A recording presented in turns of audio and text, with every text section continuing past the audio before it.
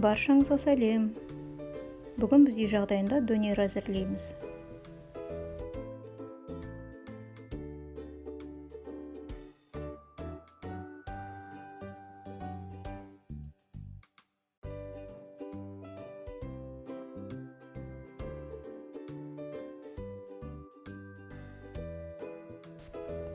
Ең алдымен тауық етін маринадтаймыз.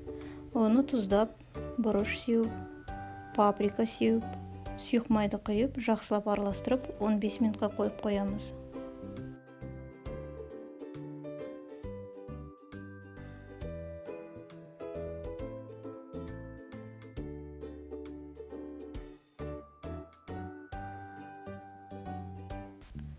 Үлкендеу ыдысқа суық суды құйып, картопты корейский үккіштен өткіземіз.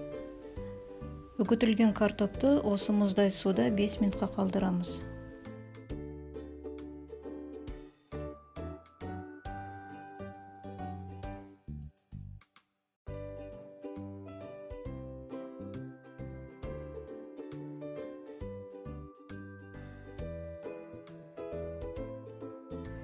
Сәбізді корей үккішінен өткіземіз.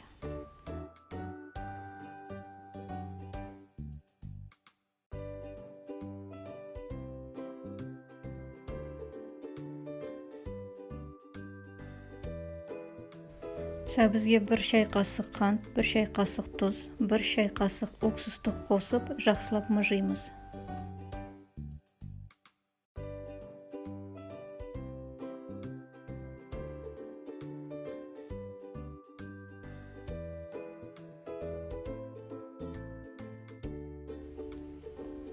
Қалған қосылатын көкөністердің бәрін майдалап тураймыз.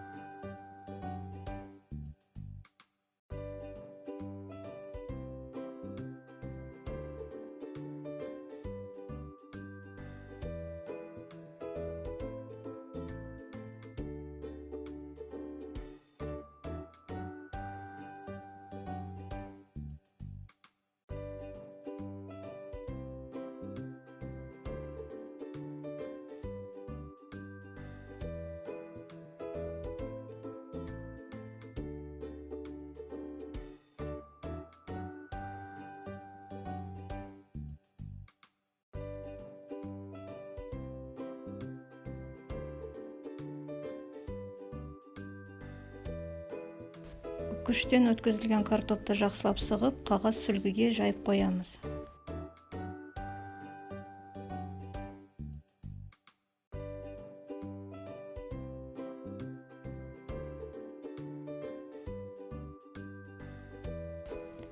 Ысып тұрған гриль табаға тауық етін екі жанынан қуырып аламыз.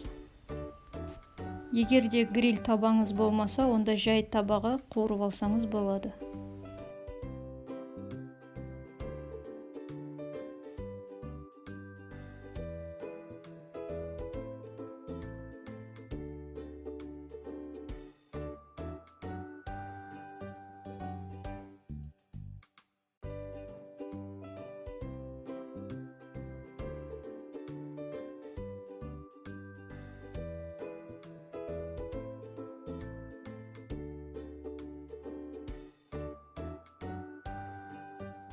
Қуырылған тауық етін духовкада 190 градуста 10 минутқа қойып аламыз.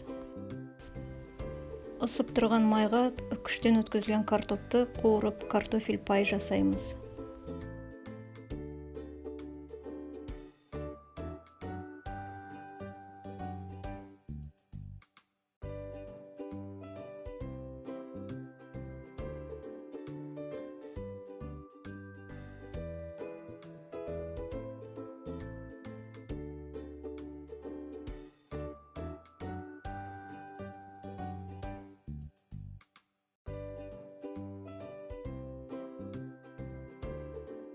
Сарымсақтың бір тісшесін майдалап тураймыз.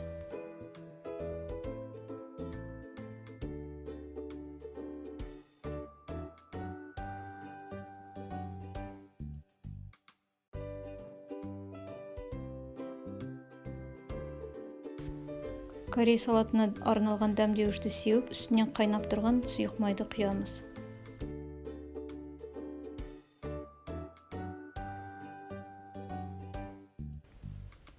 Корей салатымызды жақсылап араластырамыз.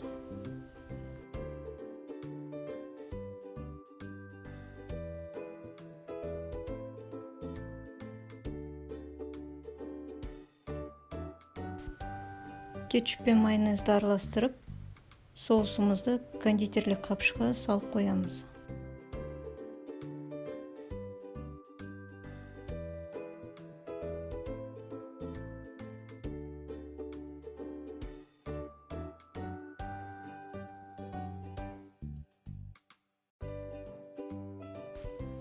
Піскен тауық етін майдалап тураймыз.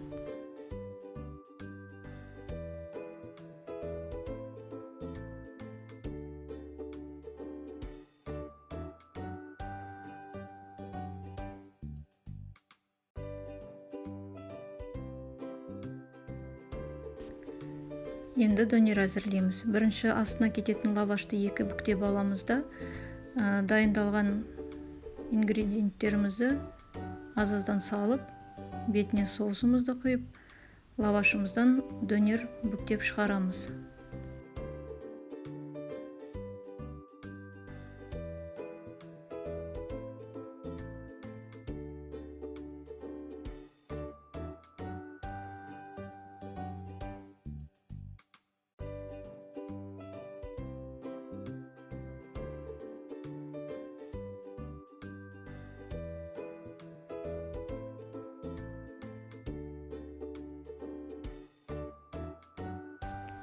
Енді донерімізді ысып тұрған табаға май жағып, екі жанынан қуырып аламыз.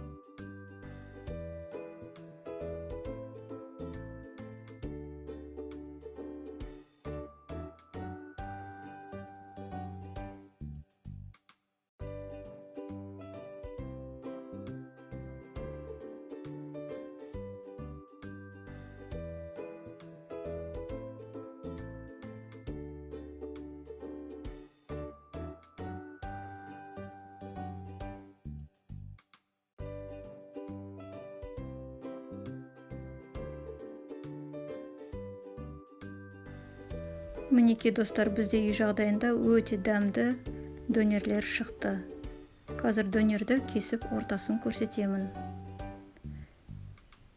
Видеоның соңына дейін көргендеріңізге көп рахмет. Сіздермен бірге болған Эрика.